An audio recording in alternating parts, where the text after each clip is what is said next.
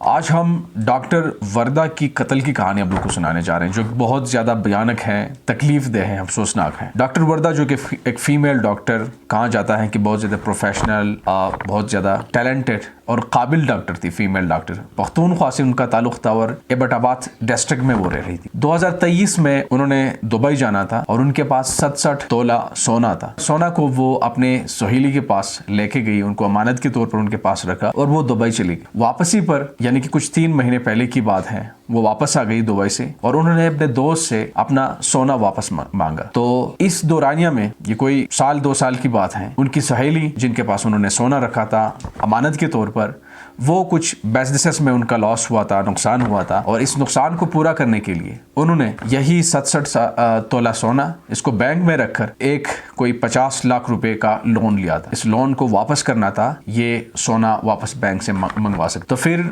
उनको ये सारी चीज़ें मालूम थी कि अब बहुत ज़्यादा मुश्किल है वहाँ से 50 लाख रुपए लोन एक वक्त में पैदा करना, ये काफ़ी ज़्यादा उनके लिए मुश्किल बन गया था। उन्होंने वो टोल मटोल करती रही, सोना वापस नहीं कर सकी और वो था भी बहुत बड़े, अगर आप इसको करेंसी में तब्दील करना चाहेंगे तो that's make a lot of money. और यही वजह था कि फाइनली जब ये चीज़ें शिद्दत पकड़ गई, ये मामला, तो उन्होंने सोचा कि अगर डॉक्टर वर्दा को अगर कत्ल कर दिया जाए तो फिर 50 लाख रुपए की लोन की बात भी हल हो गई और साथ साथ ये जो बाकी रहती है पैसा, उसका भी वो भी साथ रखेंगे।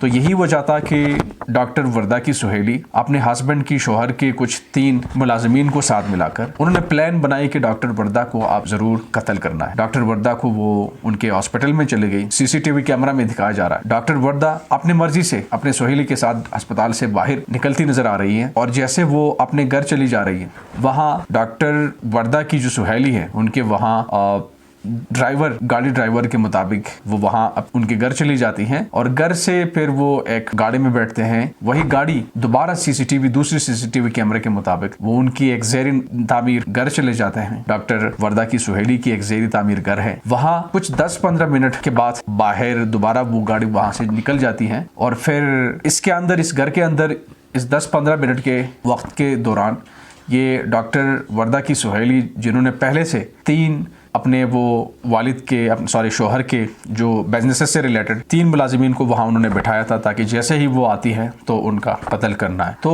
कत्ल करने के बाद वो उनको गाड़ी में डालते हैं, उनकी लाश को, और वही लाश को वो फिर दूर किसी जंगल में जाके दफनाने का प्लान था और वैसा ही हुआ। वो इसी लाश को लेके गए, उन्होंने एक जंगल में उसको दफना दिया और तब से लेकर उनका वालिद साहब, डॉक्टर वर्दा के वालिद साहब, वो अपने बेटी की तलाश में पागलों की तरह घूमता रहा, बट अनफॉर्चुनेटली उनको नहीं मिलती हैं। इस बड़े वक्फे के दौरान कितने दिन उसमें गुजर जाती हैं। लेकिन 4 दिसंबर को जैसे ही ये वाक़या पेश आ जाता है, 4 दिसंबर, जिस तरह की हमने पहली बात की कि डॉक्टर वर्दा की सुहेली के जो ज़ेरी तामीर घर थी वहाँ ये वाक़या पेश आता है और ये कोई दिन की 11 बजे वक्त होती हैं और वहाँ से ये वाक़या आने के बाद फिर डॉक्टर वर्दा का वालिद साहब उनको कॉल लगा रहे हैं, लेकिन अनफॉर्चुनेटली उनका राबिता उनके साथ नहीं हो रहा, यानी कि अपने बेटी के साथ उनका राबिता नहीं हो पाया। फिर उन्होंने डॉक्टर वर्दा की सुहेली को फ़ोन मिलाया कि जी बेटी से कॉल नहीं हो पा रहा, राबिता नहीं हो पा रहा, वीआर एस शी, वो कहाँ है? तो उनको जवाब मिलता है कि आपकी बेटी का जो सोना था वो हम वापस कर चुके हैं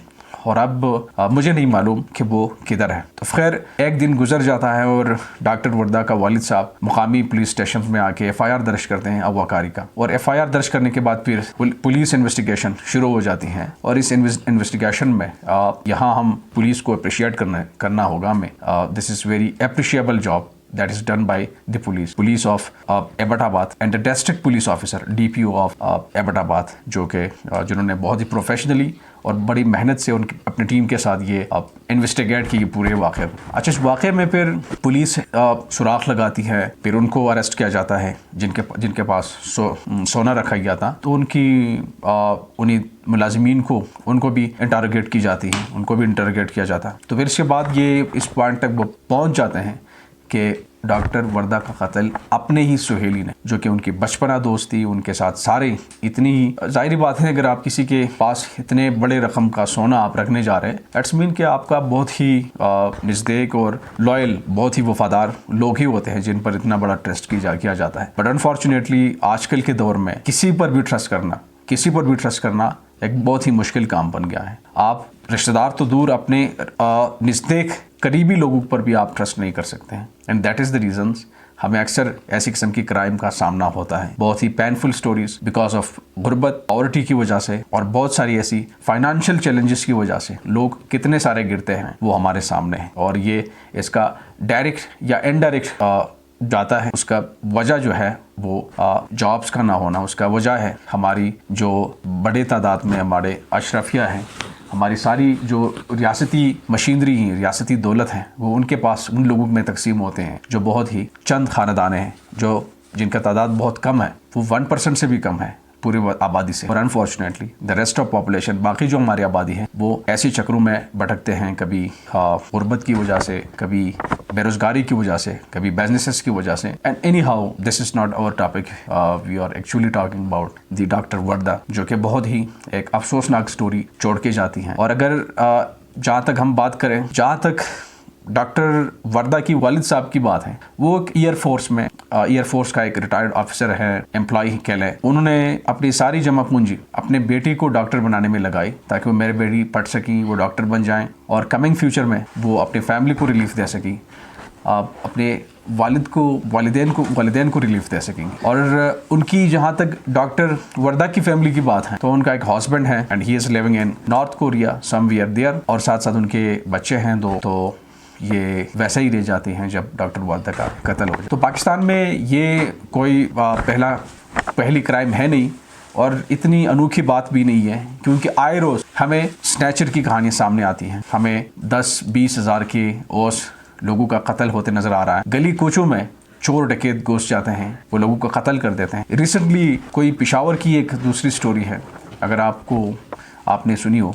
वैसे ये एक डॉक्टर्स हैं, फीमेल्स डॉक्टर हैं, और यही वजह है कि ये काफ़ी ज़्यादा हमें कहानी पूरी सोशल मीडिया और नेशनल मीडिया पर ये फैल गई। अदरवाइज ऐसी क्राइम्स बहुत ज़्यादा कॉमन है। रिसेंटली ही की बात है, पेशावर में एक 3 बच्ची के बाप को, नौजवान को, 30-40 नौजवान को, उनकी मोटरसाइकिल के लिए उनका कत्ल किया जाता है, मोटरसाइकिल चोर डकैती लेके जाता है। तो ये है प्रॉब्लम्स हमारे माशरे में बहुत ज़्यादा, खासकर स्पेशली अगर हम पाकिस्तान की बात कर रहे हैं। तो जब तक हमारे मुल्क में पॉलिटिकल इंस्टेबिलिटी नहीं आती, हमारे मुल्क में जो जितने भी ये जो आजकल की मुश्किलात जिसका हम सामना कर रहे हैं, तो उन्हीं का अगर मुकाबला ना किया जाए, तब तक हमें ऐसी स्टोरीज़ ये आम रूटीन की बात होंगी और हमें देखना पड़ा unfortunately. I hope everything is going to be good.